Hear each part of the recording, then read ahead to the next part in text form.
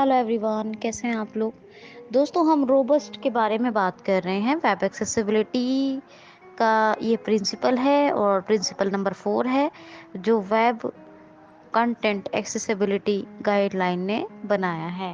मतलब गाइडलाइन के लिए यानी कि WCAG ने ये बनाया है। तो वेब कंटेंट एक्सेसिबिलिटी गाइडलाइन इस डॉक्यूमेंट में बनाया है। और प्रिंसिपल नंबर 3 के बारे में हम डिस्कस कर चुके हैं। तो प्रिंसिपल नंबर 4 है रोबस्ट, और रोबस्ट के बारे में काफ़ी कुछ हमने डिस्कस किया है, लेकिन वो मोटी मोटी बात है।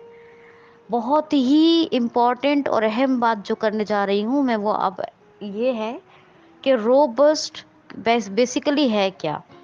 तो रोबस्ट ये है कि content should be enough, could be interpreted by user agent, include assistive technology। ये है इसकी डेफिनेशन। क्या है कि content should be enough, content should be enough, और साथ में क्या है कि by user agent, interpreted user agent, include assistive technology. ये इसकी डेफिनेशन है। अब यहाँ दो कीवर्ड समझने वाले बात हैं। पहला कीवर्ड है यूजर एजेंट। यूजर एजेंट क्या होता है जी? यूजर एजेंट होता है जो भी वेब ब्राउज़र हम यूज़ कर रहे हैं। भाई, वेबसाइट एक है लेकिन वेब ब्राउज़र तो अलग अलग होते हैं ना। वेब ब्राउज़र की फंक्शनिंग तो अलग अलग होती है। तो वेबसाइट एक है लेकिन वेब ब्राउज़र की अलग अलग फंक्शनिंग होती है।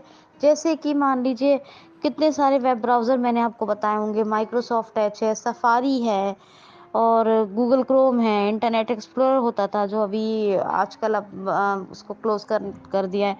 और इसके अलावा मोज़िला फायर है, और और कौन सा है, बहुत कोई है ना। इतने तो मैंने बता दिए। तो यहाँ पर मैं आपको एक एग्जांपल देती हूँ।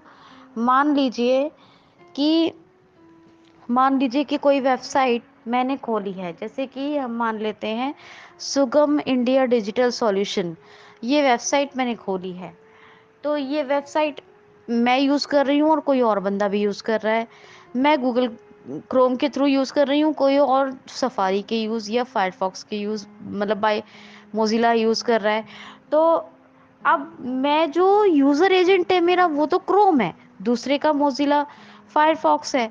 तो अब यहाँ पे क्या है कि वो जो वेबसाइट खोलेगी, तो वो ओपनिंग होने का जो तरीका है, या वहाँ पे जो हेडिंग, प्रोग्रामेटिकली हेडिंग मार्कअप्स वगैरह लिस्ट, वो थोड़े बहुत कहीं ना कहीं उनकी इंफॉर्मेशन तो कम ज़्यादा नहीं होगी, लेकिन इंफॉर्मेशन प्रेजेंट करने का ब्राउज़र का अपना एक अलग मेथड हो सकता है।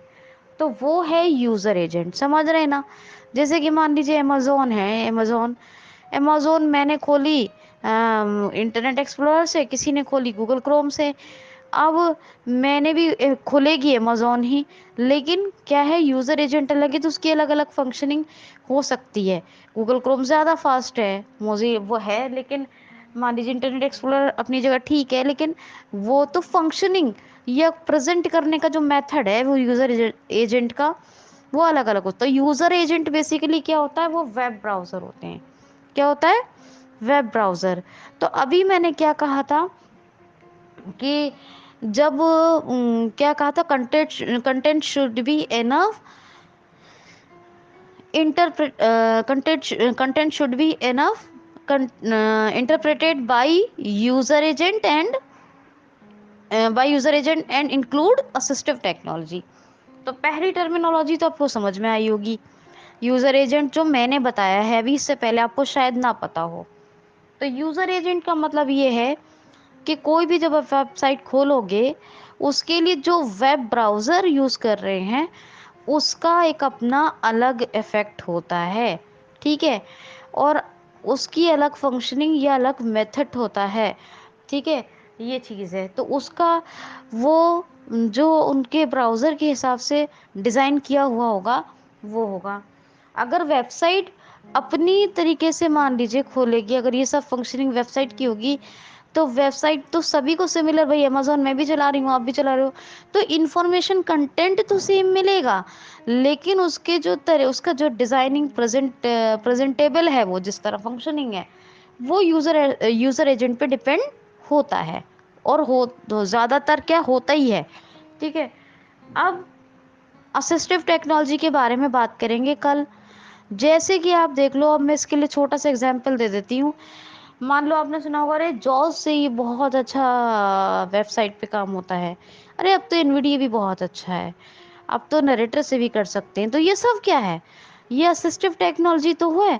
अब दूसरे दूसरे लोग दूसरे दूसरे तरह के असिस्टिव टेक्नोलॉजी, तो उससे उसके थ्रू भी जो हमारे पास यूज़र एंड एजेंट और असिस्टिव टेक्नोलॉजी के थ्रू जो इंफॉर्मेशन कंटेंट आता है, उसका भी एक अपना बहुत बड़ा एक इफेक्ट, एक बहुत बड़ा इम्पैक्ट होता है।